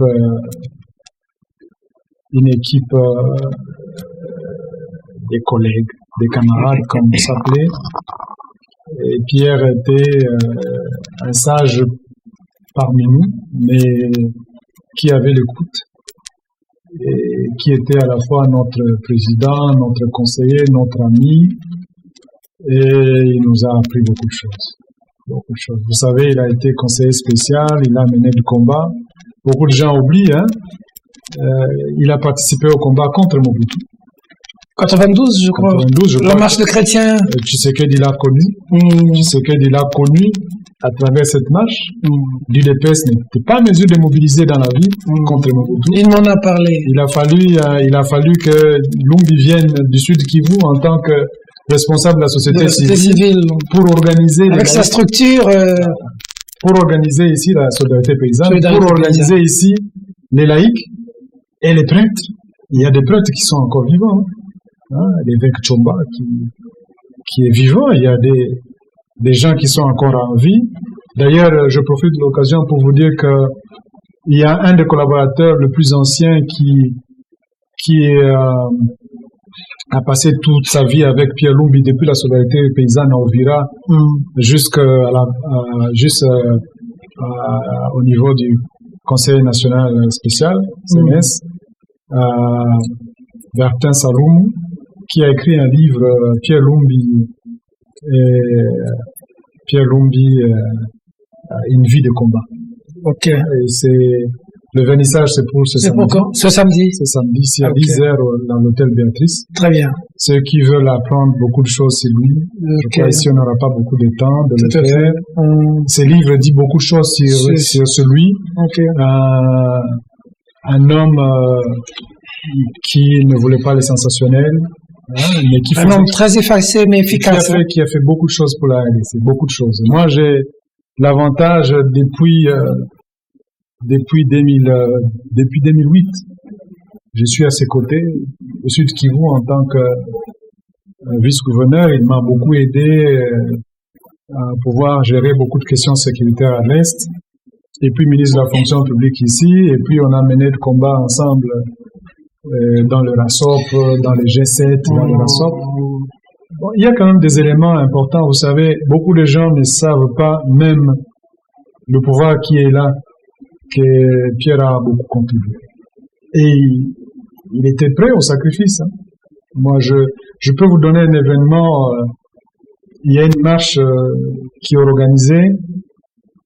Et on ne voulait pas qu'il soit exposé parce que c'était notre moteur.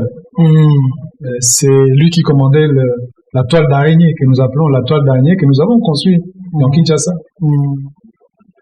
Et notre toile d'araignée, c'était les cellules qui fonctionnaient avec le CLC. Et Pierre dit, écoutez, je constate que la jeunesse commence à avoir peur parce que le régime a déployé des militaires, certains habillés en tenue de policiers, qui sont prêts à tout et qui ont commencé à tuer. À un certain moment, il faut que nous ayons le courage de nous mettre devant. On a dit non, vous ne pouvez pas, nous allons nous mettre devant. Alors, je viens, j'ai participé à la messe, l'église c'est Sainte-Anne, non, c'est à côté de Mollard, là, hein? L'église catholique qui est là. Et puis, Saint-Étienne, oui, voilà. Et puis après ça, on sort sur la rue. Et on arrive sur le rond-point. Les militaires chargent, ils tirent. Il m'appelle. Je prends le téléphone pendant que on est en train de téléphoner. Pendant que ça tire. Il attend les tirs. Pierre est venu. Il est sorti. Il est sorti.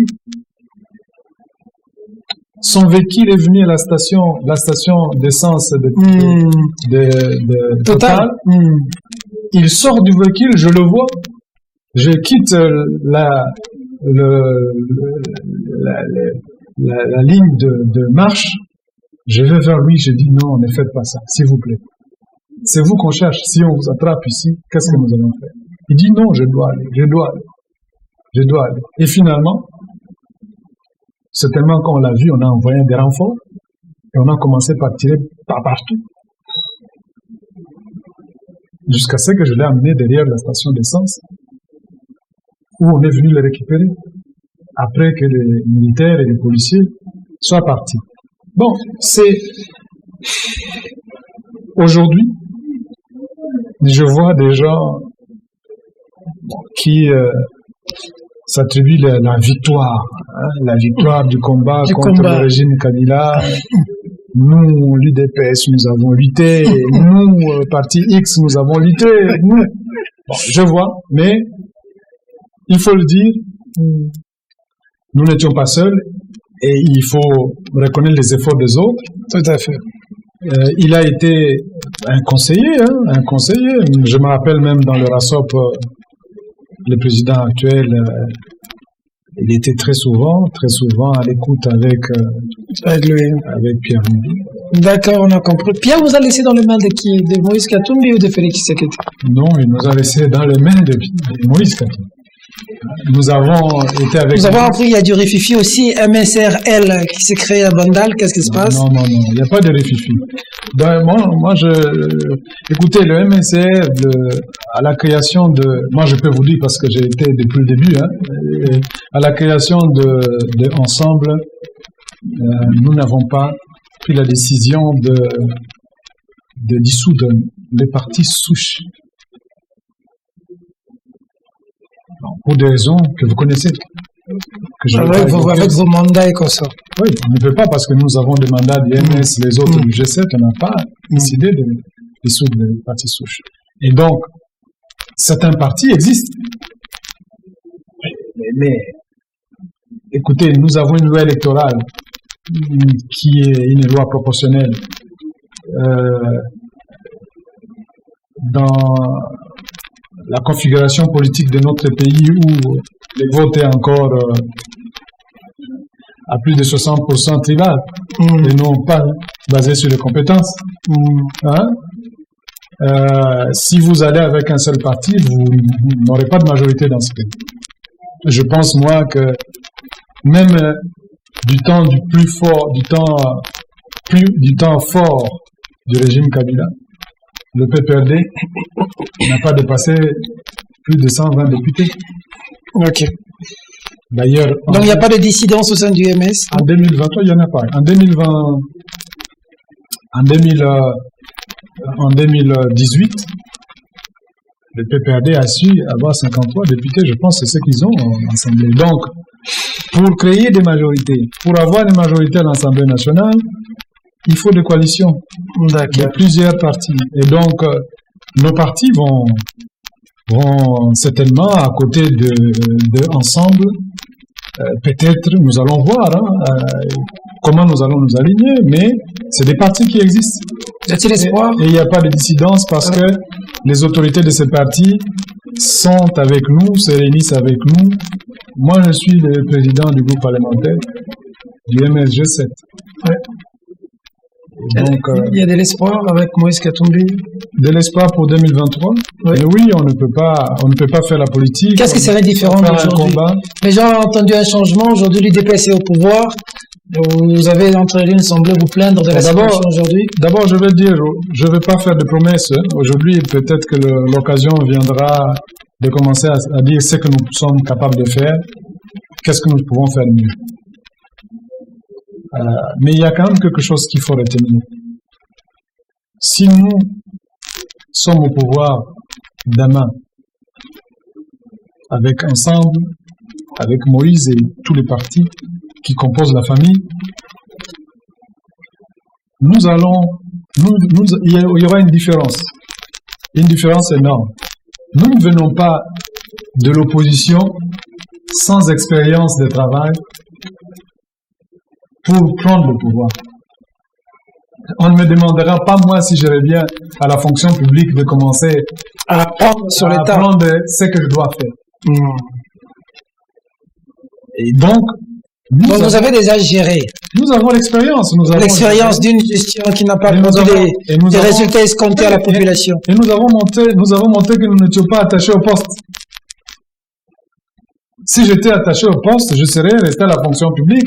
J'avais resté 3 millions dans la caisse de l'État. 3 millions, dites-moi quel est le ministre qui l'a déjà fait avant moi. C'est ce que vous avez laissé. 3 millions. Quand vous êtes passé. Quand je suis parti. Regardez ça, et non, dans un compte quelque part. Non, une partie de l'argent était dans le coffre-fort.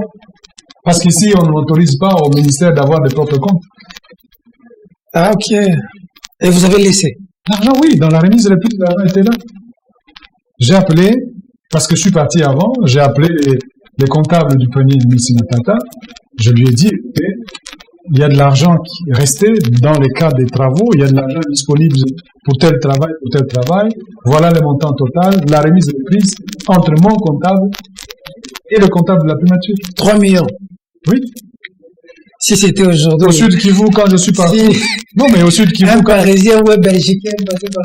Au Sud Kivu, quand je suis parti, j'ai fait une remise de prise avec le gouverneur Chichambo, je lui ai laissé $1 400 000 dans la caisse. Et ce n'est pas que cet argent était là, il ne faisait rien. J'étais en train de faire des travaux. Honorable, c'est payé à beaucoup d'argent. Bon, oui, si on a de la discipline. Il y a de l'argent. Si on a de la discipline. Bon, écoutez, si vous voulez savoir qu'elle est payée à beaucoup d'argent, allez dans la rue, vous allez voir combien de maisons sont en train d'être poussées comme des champignons. Comme des champignons en peu de temps. C'est l'argent et il faut dire que ces gens, si c'était de l'argent gagné dans la voie normale, ils ne gaspilleraient pas beaucoup d'argent. Autant d'argent. Oui, parce que bon, c'est de l'argent. Les nouveaux riches, hein. Oui, c'est l'argent qu'on doit nettoyer, qu'on doit blanchir. On doit blanchir. Oui, c'est pour ça qu'on les dégage comme ça. Pourquoi les prix de maisons, hein, de l'immobilier est trop cher ici au Congo, même plus cher que certains pays européens? Pourquoi? C'est à cause de ces blanchiments. En fait, dans quoi investissent les Congolais qui ont de l'argent? Dans l'immobilier. Voilà. Et donc, si vous voulez savoir où est-ce que les gens cachent leur argent, allez chercher dans l'immobilier. Bon, je pense que notre compatriote Olivier, tu devais plutôt se pencher. Qu'est-ce que vous pensez de son travail? Bon, écoutez, hein, c'est un fonctionnaire de l'État d'abord. Et je pense, moi, que le travail que fait l'IGF devait être fait par plusieurs autres services de l'État. On ne devait pas se limiter à l'IGF, à un seul service, parce qu'en principe, c'est une goutte dans l'eau. Tout à fait. On ne peut pas lutter contre la corruption avec un seul service. Une personne d'ailleurs, un service qui est devenu une personne. L'image d'une personne. Non. Moi, je suis tout à fait d'accord qu'on doit avoir des gens rigoureux dans les services de l'État. Et quand j'étais à la fonction publique, c'était ça ma politique, la rigueur. Mais un agent de l'État a un code de conduite que l'agent de l'État Ngeti connaît très bien. Et ce code de conduite l'interdit de faire certaines choses, beaucoup de publicité pour le travail qu'il fait. Okay. Je trouve qu'il en fait un peu trop. Okay. Parce que trop de pub, hein? Oui, mais il est là, il est payé pour faire le travail. Il n'est pas payé pour faire la publicité pour le travail qu'il a fait. Non. Parce que bon, si c'est dans le cas de la dissuasion, la meilleure façon de dissuader les gens, c'est les sanctions. Les retombées de ces rapports. Et si on ne sanctionne pas, on ne l'aide pas. Il peut faire autant de publicité qu'il veut. Si après il n'y a pas de sanction, les gens vont considérer même que c'est du théâtre. C'est du théâtre. Et donc, si on ne sanctionne pas, on ne l'aide pas du tout. Et moi, je pense que lui devait faire un effort de demander à ceux qui l'ont aidé à avoir autant de pouvoir, parce qu'il en a aujourd'hui, d'arriver, de faire aboutir ces dossiers, que ces dossiers aboutissent aux sanctions. Certainement, les dossiers doivent être bien ficelés. Bien ficelés. Parce qu'il ne faut pas non plus envoyer des dossiers à la justice où il manque des éléments convaincants. D'accord. Et s'il a des bons dossiers, il faut qu'on arrive aux sanctions. C'est la meilleure publicité qu'il peut avoir et qui peut l'aider à avancer. Caméré revient, acquittement, condamnation. C'est pour mardi, je crois, mercredi, on a décalé. C'est mon frère. Hein. Je ne peux pas souhaiter à mon frère qu'il reste en prison. Votre frère du Sud Kivu, hein? Oui, non, pas seulement mon frère du Sud Kivu, c'est mon frère. Je souhaiterais que la justice fasse son travail. Et puis, bon, je me dis entre nous, est-ce que ce serait pas, même s'il a été coupable, je ne voudrais pas que la justice ne fasse pas son travail s'il est coupable. Mais quand je vois la façon dont la même justice a traité les dossiers de l'ancien ministre de l'EPSPI, Willy Bakonga,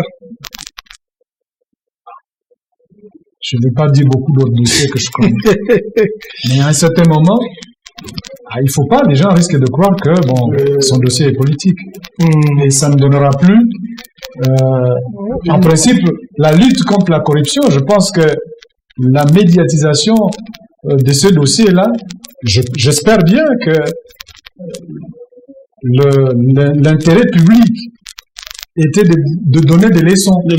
En disant, écoutez, arrêtez. C'est fini. Hein. On risque d'avoir l'effet inverse. Oui, on risque d'avoir l'effet inverse. En principe, si on commence à sanctionner les uns et les autres, on les laisse. Et donc, moi, j'espère bien qu'il va devenir un homme libre et quand il le sera, j'irai prendre avec lui. Et probablement prématurable. Les cahiers ça sent la prémature, là, on dirait. Ça sent la prémature pour Kamerela. Pourquoi pas, il est compétent. Si on le lui donne, il pourra faire du bon boulot. S'il travaille très bien pour la République, je le souhaite, c'est une bonne chose. Merci beaucoup, honorable. Mine de rien, c'est 90 minutes que vous avez consommé à la télévision. Merci pour votre disponibilité. Merci pour vos informations assez pertinentes, surtout sur la situation de l'Est. Vous avez dit beaucoup de choses ici qui visiblement vont intéresser les téléspectateurs qui nous ont suivis et aussi sur le vénérable Pierre Lumbi. Merci pour tout. Mais avant de partir, je voulais pas quitter ici sans dire aux gens clairement que ces non-partenaires qui montrent, ils donnent l'impression comme si nous étions en opposition vis-à-vis d'eux. Écoutez, nous étions avec Kabila, avec un conseiller spécial, ministre de la fonction publique, ainsi de suite. Mais demandez aux gens du FCC combien de fois, que ce soit à Kingakati ou bien ailleurs, nous avons donné nos avis et nous les avons maintenus. Il faut qu'on pose, les gens de l'UDPS qu'ils aient posé la question au président Kabila ou bien aux proches. Donc, nous n'allons pas changer parce que nous avons un autre président là-bas. Et d'ailleurs, je pense que le président Tshisekedi le sait, parce que nous avons eu beaucoup de réunions avec lui. Il sait comment nous fonctionnons. Et donc, même dans une démocratie, avoir le courage de dire ce qui ne va pas, c'est bon. C'est ça qui renforce. On veut prendre un revers au niveau de l'UDPS. Moi, je pense qu'il y a des gens qui pensent que... C'est des attaques maintenant, on dit que vous êtes des hypocrites. Des gens qui pensent que, accompagner quelqu'un dans un régime, c'est faire le jalelo. C'est-à-dire, vous venez, vous acclamez, même si c'est bon ou c'est faux. Non. Moi, on ne m'aura jamais sur ça. Et que ce soit dans l'Assemblée, quand on a eu à voter les textes de la loi électorale, j'ai levé ma voix parce qu'il y a des choses que je n'ai pas acceptées, même si ces choses sont aussi... même si là l'opposition épuise les mêmes justifications, les mêmes raisons, je ne peux pas ne pas dire ce qui ne marche pas. Ok. Donc, réconciliation Katumbi Kabila, vous êtes d'accord? Oh là là. Je vous tue là-bas pour le journal. Je vais vous dire une chose. On a imité les temps du journal télévisé. Je pense que ces dossiers-là, il faudrait peut-être qu'on en parle une autre fois, même si je considère que c'est un fait divers. Les checks, le handshake, donc le main serré entre le président Kabila et le président Moïse, si on veut y donner une justification, en tant que chrétien, je dirais ceci. Et j'aurais même souhaité que ces mains, je souhaite d'ailleurs, si les deux me suivent, que le président Kabila ait le courage de le faire avec Fayou. Vous savez, dans d'autres pays, regardez les pays voisins ici, vous voyez les opposants, le président du Kenya là, il a voyagé avec un opposant pour aller à l'extérieur défendre son pays. C'est ici où on considère que quand on est opposant, on devient des adversaires. On devient même pas des adversaires, des ennemis. Des ennemis. Non. Le handshake de Kabila et de Moïse signifie pour moi, nous nous sommes politiquement fait du mal. Les pays, le Katanga n'en a pas profité. C'est l'occasion pour dire pardon. Point. Full stop. Merci beaucoup, full stop. Merci, en tout cas, honorable, d'être passé. Merci. Là, on finira pas, vous ne parlez pas, mais quand vous voulez parler. Merci, je pense que vous me verrez après 3 ans. Merci à l'équipe technique. Désolé, on a essayé un peu d'égrener les temps du journal télévisé qui vous sera présenté par la brillante Charlie. Voilà, je crois que j'ai bien prononcé. On va se retrouver prochainement pour un nouveau numéro de Questions publiques. Sinon, on a été très heureux d'accueillir l'honorable Jean-Claude Kibalaba. Mesdames, Mesdemoiselles et Messieurs, cette émission est terminée. Au revoir.